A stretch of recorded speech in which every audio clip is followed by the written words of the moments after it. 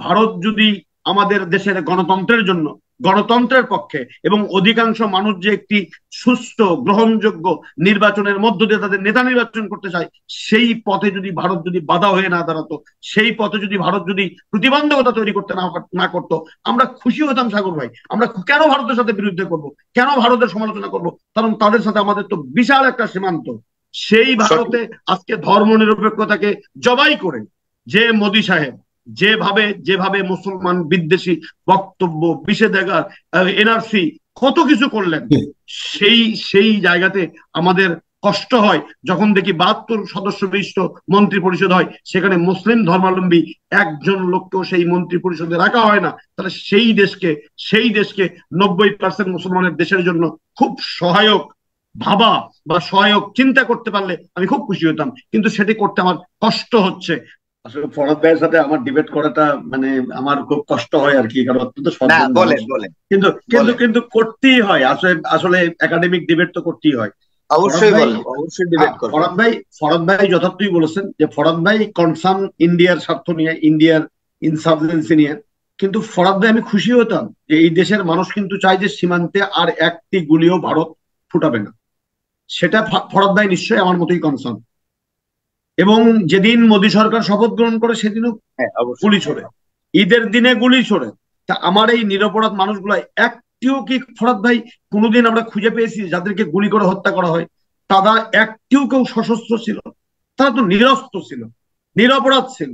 তাদেরকে আপনি যদি মনে করেন তারা দেশের জন্য হুমকি, আপনি তাদেরকে ধরে নিয়ে ইন্ডিয়া যান না কেন? আপনি বিচার করেন, মামলা দেন, সরকারে আপনি ফ্ল্যাগ বৈঠক করেন, আপনি করেন, কিন্তু আপনি সরাসরি গুলি করছেন।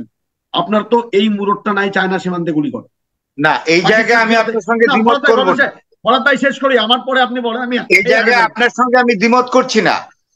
হ্যাঁ আমি একটু শেষ করি ফরাদ ভাই, একটু শেষ করি। তো এই জায়গাতে ফরাদ ভাইয়ের কিন্তু কনসার্ন থাকা দরকার, নিশ্চয়ই ফরাদ ভাই আছেন। তারপরে দেখেন, আমি এই যে দুই দেশের মধ্যে দিয়ে, এ দেশের বিশেষ করে এই যে তিস্তা পাড়ের মানুষটা, প্রত্যেকটি মানুষ, কি আওয়ামী লীগ, কি বিএনপি, কি জামাত, কি জাতীয় পার্টি, তারা চায় যে খরা মৌসুমে তারা পানি পাবে তিস্তাতে, এটা তাদের চাওয়া। তারপরে বর্ষার সময় অকারণে তিস্তার সমস্ত গেট খুলে দিয়ে তাদেরকে নিমজ্জিত করে ক্ষতিগ্রস্ত করবে, সেটা তিস্তা পাড়ার মানুষ চায় না। তারা ইন্ডিয়া কি এটা চাবে? আমার আওয়ামী লীগ বাদ দেন, বিএনপি বাদ দেন, ফরাদ ভাই এই চাওয়াটুকু ইন্ডিয়া যদি পূরণ না করতো, আমি খুশি হতাম, কোনোদিনই বিরোধিতা করতাম না। তাহলে একটি মানুষের সাথে আপনি সম্পর্ক তো করছেন না, আপনি সম্পর্ক ঘুরে ফিরে আপনি সে একটি দলের সাথে করছেন।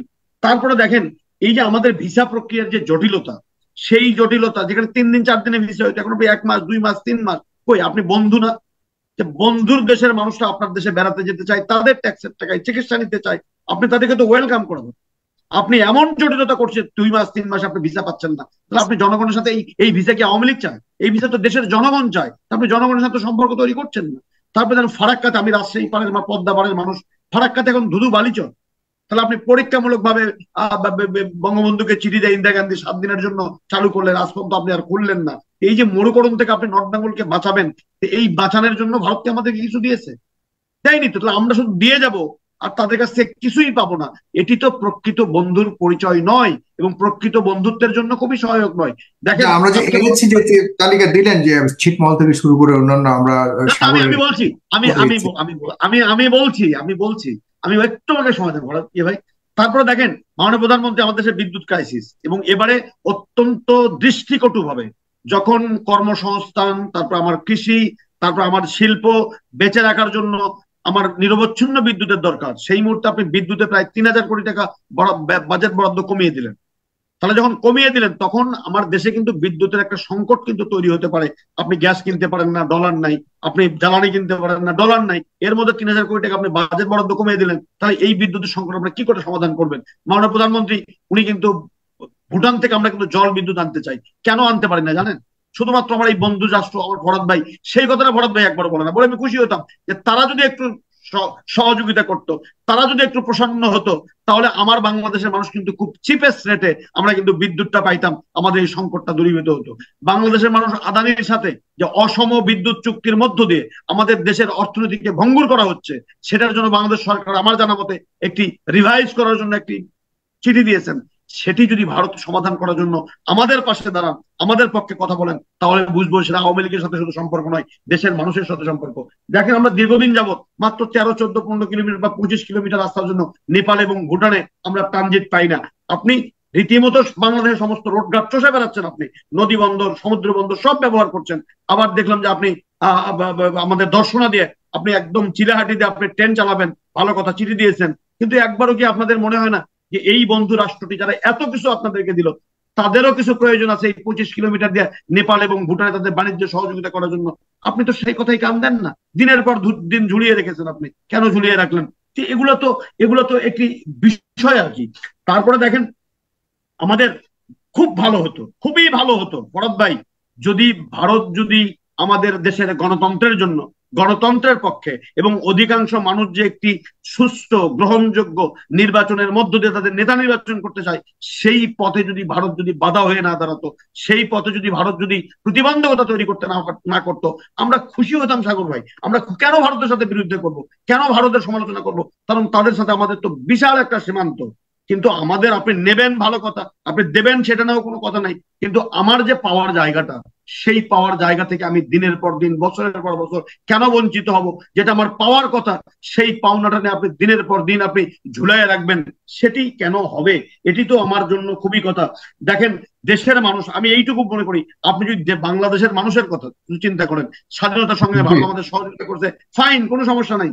কিন্তু আপনি যদি দেশের অধিকাংশ মানুষকে যদি এই মুহূর্তে জিজ্ঞেস করেন যে বাংলাদেশের যে এই যে গণতন্ত্রহীনতা যে একটা পরিবেশ তৈরি হয়েছে বা একটি কর্তৃত্ববাদী শাসনের তৈরি হয়েছে, এর জন্য দেশের বাইরে আপনারা কাকে দায়ী করেন বা কাকে দোষারোপ করেন, বাংলাদেশের অধিকাংশ মানুষ কিন্তু বলবে 2014, 2018, 2024 এই পার্শ্ববর্তী দেশের ভূমিকার কারণে বাংলাদেশের মানুষ গণতন্ত্র বঞ্চিত অবস্থায় তাদের দিনাতিপাত করছে। তাহলে এটি তো ভারতের জন্য খুব ভালো কথা নয় যে একটি দলকে আপনি সমর্থন করার জন্য দেশের অধিকাংশ মানুষের বিপক্ষে দাঁড়িয়ে আপনার যে বাংলাদেশের সত্য মিথ্যা আমি জানি না, কিন্তু পারসেপশন কিন্তু বিদ্যমান বাংলাদেশে, এটাকে অস্বীকার করার কোনো ক্ষমতা কারো নাই। এই পারসেপশন তো আমার পার্শ্ববর্তী এই দেশটার জন্য খুব ভালো কিছু নয়, খুবই ভালো কিছু নয়। সর্বশেষ শুধু এতটুকু আপনাকে আমি বলি সাগর ভাই, আজকে ভারতের অনেক কথা, যে মন্ত্রী পরিষদ গঠন হয়েছে, মাননীয় প্রধানমন্ত্রী সেখানে গিয়েছেন, খুব কোনো সমস্যা নেই, উনি যেতেই পারেন, একটা বৃহৎ গণতান্ত্রিক দেশে সেখানে হয়েছে। আপনি দেখেন আজকে এই বৃহৎ গণতন্ত্রের দেশের তৈরি হয়েছিল কিন্তু আমার এই যে সাম্প্রদায়িক সম্প্রীতি বা আমার সাম্প্রদায়িক একটা ভ্রাতৃত্ববোধের জায়গা থেকে। দেখেন আমার তো বঙ্গবন্ধুই সম্ভবত যখন ইন্দিরা গান্ধী বাংলাদেশে আসলেন, তখন ধর্মনিরপেক্ষ তাদের সংবিধানে ছিল না। বঙ্গবন্ধু তাকে বলেছিলেন যে আপনার সংবিধানে আমাদের মতো করে ধর্মনিরপেক্ষতা চালু করেন। সেই ভারতে তাকে আমরা শিখালাম, সেই ভারতে আজকে ধর্মনিরপেক্ষতাকে জবাই করে যে মোদী সাহেব যেভাবে মুসলমান বিদ্বেষী বক্তব্য, নিষেধাজ্ঞা, এনআরসি কত কিছু করলেন, সেই জায়গাতে আমাদের কষ্ট হয় যখন দেখি 72 সদস্য বিশিষ্ট মন্ত্রী পরিষদ হয়, সেখানে মুসলিম ধর্মাবলম্বী একজন লোককেও সেই মন্ত্রী পরিষদে রাখা হয় না। তাহলে সেই দেশকে 90% মুসলমানের দেশের জন্য খুব সহায়ক ভাবা বা সহায়ক চিন্তা করতে পারলে আমি খুব খুশি হতাম, কিন্তু সেটি করতে আমার কষ্ট হচ্ছে। ফরহাদ ভাই, এটি কেন হবে? আমাদের দেশে তো এই বৈষম্য তো নেই। আমাদের দেশে তো আপনি যদি দেখেন বিভিন্ন সরকারি প্রতিষ্ঠানে, কলেজে, বিভিন্ন জায়গায় কিন্তু আমাদের এই ধর্মীয় এই গ্রুপটির সনাতন ধর্মাবলম্বীরা তারা কিন্তু মাথা উঁচু করে তার দাপটের সাথে কাজ করছে। আমরা খুশি যে তারা এখানে করছে। তাহলে ভারতের মতো এই এত বিশাল একটি রাষ্ট্রে কেন মুসলমানদের প্রতি এই যে নির্বিচারে বিষেধাগার বা মুসলমান বিতাড়ন বা নিপীড়নের যে একটি চিন্তা ভাবনা এবং একটি এই ভারতের মতো একটি গণতান্ত্রিক মুসলমানদেরকে একেবারে আলাদা করে রাখা, একেবারে বিচ্যুত রাখা, দীর্ঘমেয়াদী ভারতের গণতান্ত্রিক চর্চার জন্য সুখকর নাও হতে পারে। ফরহাদ ভাই, ধন্যবাদ আপনাকে।